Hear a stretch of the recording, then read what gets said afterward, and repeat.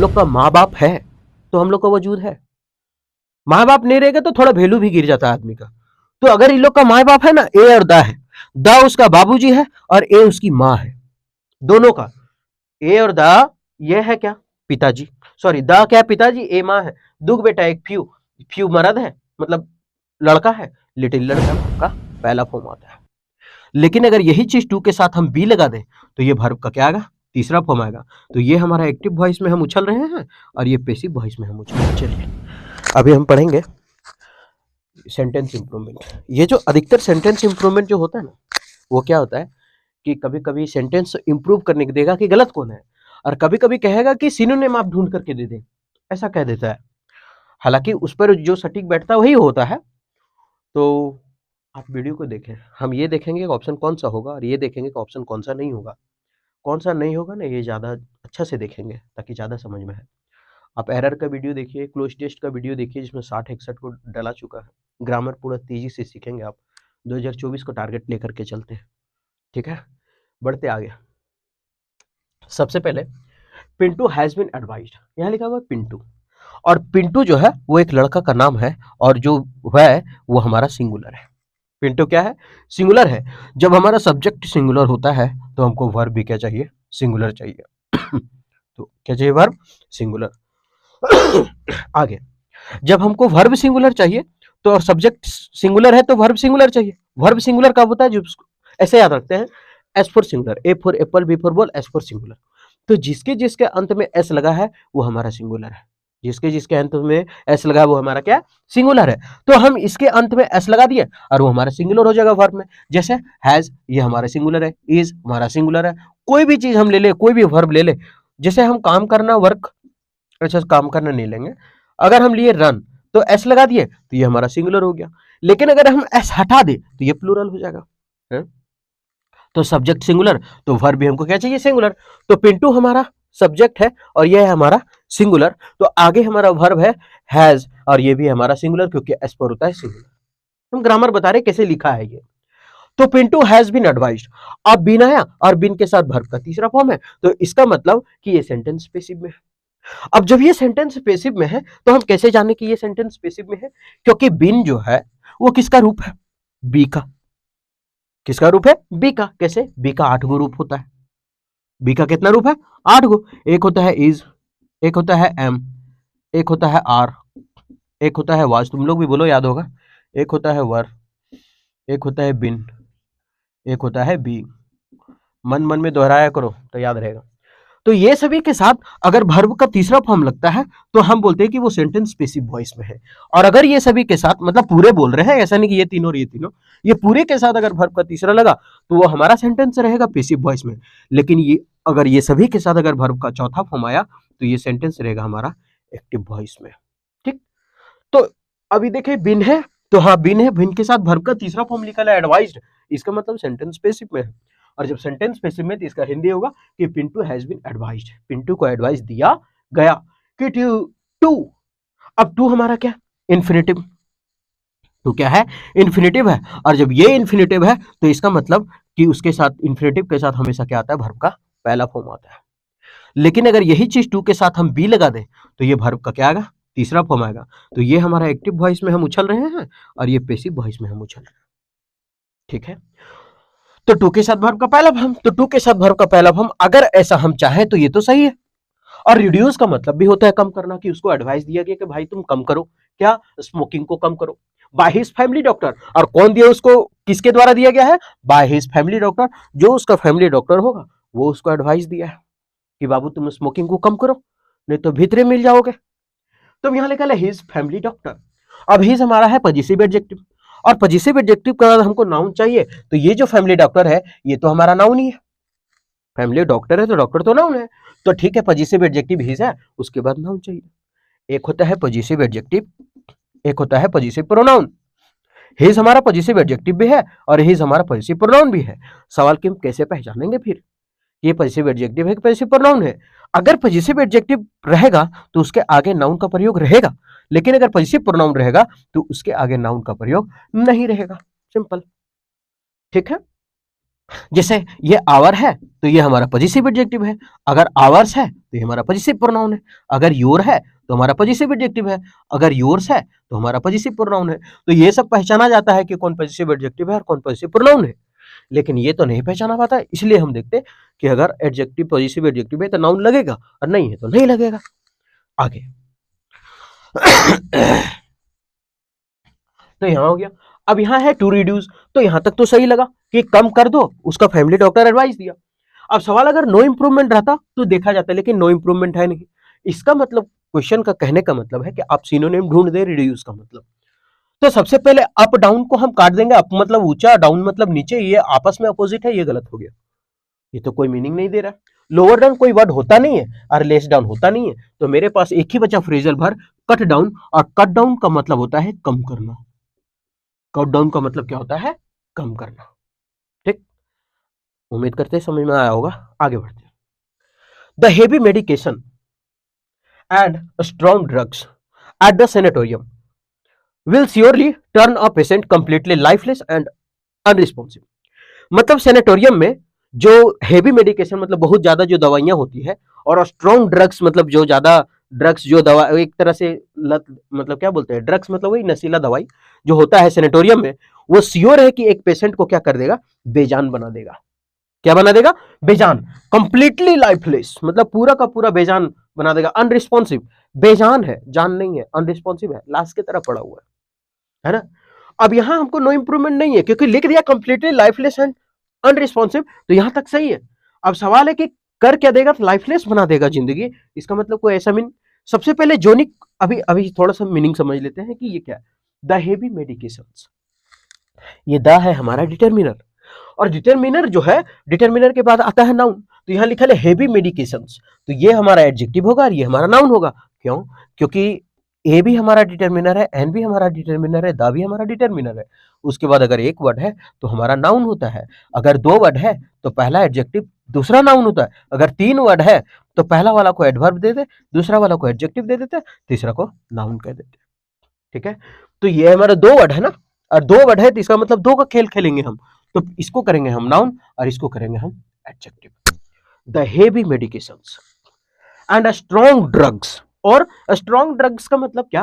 अब सवाल कि यहाँ पे नहीं, ये द है ना, इसके लिए भी है the strong drugs at the sanatorium. अब एट किसके लिए है? तो छोटे प्लेस के लिए है, सैनिटोरियम के लिए, जहां दवाई वाई का बात किया जाता है। विल श्योरली टर्न, जो क्या हुआ है? अब पेशेंट मतलब एक पेशेंट को क्या करेगा? पूरी तरह से बदल देगा। आ हमारा क्या है? डिटर्मिनर, उसके बाद क्या वर्ड है? एक वर्ड, तो हमारा क्या होगा? नाउन, पेशेंट नाउन है। अब कंप्लीटली लाइफलेस कर देगा एंड अनरिस्पॉन्सिव कर देगा, तो उसी का मतलब ढूंढते हैं कि लाइफलेस मतलब बेजान, लाश का मीनिंग कौन देगा? लाश। जोनिक कट जाएगा, जोनिक मतलब जोन से संबंधित, ये जोन वो जोन इस तरह होता है। टॉम्बिक का मतलब होता है कब्र से संबंधित, कब्रिस्तान से संबंधित, कब्र से संबंधित आप लिख ले, कब्र से संबंधित या रिलेटेड। और इवेस्टेड मतलब बर्बाद कर देना, तो एक मीनिंग बचा मेरे पास कैडावरस, और कैडावरस का मतलब होता है लाश या फिर बेजान, मृत, है ना, तो ये डेड हो जाना। आगे, रिया ऑलवेज कंसीडर्स सिंसेरिटी, मतलब वो हमेशा ईमानदारी, सिंसेरिटी ईमानदारी। रिया हमेशा क्या करती है ना, कि रिया ऑलवेज कंसीडर्स। अब सवाल कि रिया हमारा क्या? सिंगुलर, लड़की का नाम है तो सिंगुलर है, और जब ये सिंगुलर है तो कंसीडर्स, हम बोले कि वर्ब में एस लगेगा तो वो सिंगुलर होगा, तो एस लगा है तो ये हमारा सिंगुलर है। तो रिया ऑलवेज कंसीडर्स, ये हमेशा कंसीडर्स करती है सिंसेरिटी, ईमानदारी को ज्यादा प्राथमिकता, डिवोशन भक्ति, एंड डेडिकेशन और समर्पण को ज्यादा देती है, as the highest priority of a good employ. A good employ, a determiner एक हुआ एडजेक्टिव, ये हुआ हमारा नाउन। अगर ऑफ जो है ना, ऑफ हमारा है प्रीपोजिशन, अगर प्रीपोजिशन के बाद वर्ब आता है तो वर्ब का चौथा फॉर्म आता है, लेकिन अगर प्रीपोजिशन के बाद वर्ब नहीं आया तो कोई ऑब्जेक्ट आ जाएगा, कोई नाउन आ जाएगा, तो वही ऑफ के बाद अ गुड एम्प्लॉय नाउन है। तो दो वर्ड है, तो ये पहला वाला एडजेक्टिव है, ये हमारा नाउन है। मतलब रिया क्या करती है? सबसे पहले उसका ईमानदार, एक अच्छे एम्प्लॉय के लिए उसका ईमानदारी, उसका भक्ति, उसका समर्पण जो है वो सबसे क्या बोलते हैं आगे रहता है। यहाँ लिख दिया है कि हाईएस्ट प्रायोरिटी, बहुत ज्यादा प्रायोरिटी देती है। अब नो इंप्रूवमेंट नहीं, इसका मीनिंग सिनोनिम ढूंढना होगा। Fair and square, fair and square का मतलब होता है ईमानदारी पूर्वक, ईमानदार होना, फेयर एंड स्क्वायर मतलब ईमानदारी, साफ सुथरा। तो ये तो फेयर एंड स्क्वायर तो होगा नहीं, ईमानदारी। हम बोले सबसे पहले का मीनिंग देना है, सबसे पहले क्या देती है सॉरी। एवर एंड अननोन मतलब कभी कभी, एवर एंड अननोन मतलब कभी कभी, जिसको कभी कभी। फ्री एंड इजी का मतलब होता है स्वतंत्र होना, सहज, स्वतंत्र और सहज होना। अच्छा वो सी नंबर है, लिखना भूल गए, और ये डी नंबर है ना। तो फ्री एंड इजी, तो यहाँ फर्स्ट एंड फॉरमोस्ट यानी सबसे पहले, सबसे पहली प्राथमिकता। तो रिया हमेशा सबसे पहली प्राथमिकता वो इंप्लाई को देती है, ईमानदार, भक्ति जो है था वो सभी को, ठीक। तो यहां आंसर जो हमारा होगा वो होगा फर्स्ट एंड फॉरमोस्ट। आगे, ही डिस्क्राइब्ड अबाउट। अच्छा ये थोड़ा सा आपको याद करना होगा कि डिस्क्राइब के साथ कभी भी प्रीपोजिशन अबाउट का प्रयोग हम नहीं करते। डिस्क्राइब के साथ अबाउट ज्यादातर बोल रहे हैं, हमेशा नहीं, ज्यादा डिस्क्राइब के साथ हम अबाउट का प्रयोग नहीं करते। शायद हम बोल रहे हैं, याद नहीं रखिएगा, थोड़ा सा कंफ्यूज है, शायद डिस्कस के साथ भी नहीं होता अबाउट का प्रयोग, ठीक है। तो डिस्क्राइब अबाउट, डिस्क्राइब के साथ अबाउट का प्रयोग नहीं करते, ठीक। अच्छा अगर ऐसे ही में देखें तो ही हमारा क्या है, सिंगुलर, और सिंगुलर के साथ हमको वर्ब क्या चाहिए, सिंगुलर, और वर्ब सिंगुलर कब होता है, जब उसमें एस लग जाता है, ठीक। अभी वो ख्याल रखिएगा, ऑप्शन में छाटने का काम आएगा। हे डिस्क्राइब अबाउट, अब डिस्क्राइब के साथ अबाउट तो हम बोले कि नहीं होता है, तो ये गलत है। डिस्क्राइब के साथ हम अबाउट का प्रयोग प्रीपोजिशन नहीं करते हैं। तो जब वो नहीं करते हैं तो पहला ऑप्शन हम भी काट देंगे, क्योंकि डिस्क्राइब के साथ अबाउट दे दिया गया है, ठीक। आगे, उसके बाद यहां अगर देखें डिस्क्राइबिंग अबाउट फिर से लिखा है, तो इसको भी काट देंगे। हम देखेंगे अभी बी नंबर होगा कि नहीं, हम छोड़े हैं, खाली अबाउट वाला भी काट रहे हैं, क्योंकि डिस्क्राइब के साथ साथ अबाउट का प्रयोग तो ज्यादातर नहीं करते हैं, करते नहीं है, करते ही नहीं है। अब अगर आगे देखें तो यहां लिखा है डिस्क्राइब, या तो आंसर हमारा डी हो सकता है, और या तो हमारा आंसर क्या हो सकता है, बी हो सकता है, दोनों हो सकता है। लेकिन थोड़ा सा अगर हम ध्यान दें तो हम क्या बोले थे कि ही जो लिखल है वो हमारा क्या है, सिंगुलर। तो हमको जो वर्ब चाहिए वो क्या चाहिए, सिंगुलर। और वर्ब अगर सिंगुलर चाहिए तो ये डिस्क्राइब के जगह, ये डिस्क्राइब के जगह अगर डिस्क्राइब्स होता तब हम सही करते, क्योंकि सिंगुलर वर्ब के साथ, सिंगुलर सब्जेक्ट के साथ सिंगुलर वर्ब चाहिए, और सिंगुलर वर्ब ऐसा लगता है तब होता। तो इसका मतलब ये भी ऑप्शन कट गया। अब एक ही ऑप्शन बचा, हम इसका मतलब जान रहे हैं बी नंबर के, नहीं जान रहे कोई मतलब नहीं है। तो आंसर हो गया हमारा B number, describe the scenery, ठीक। आगे बढ़ते हैं।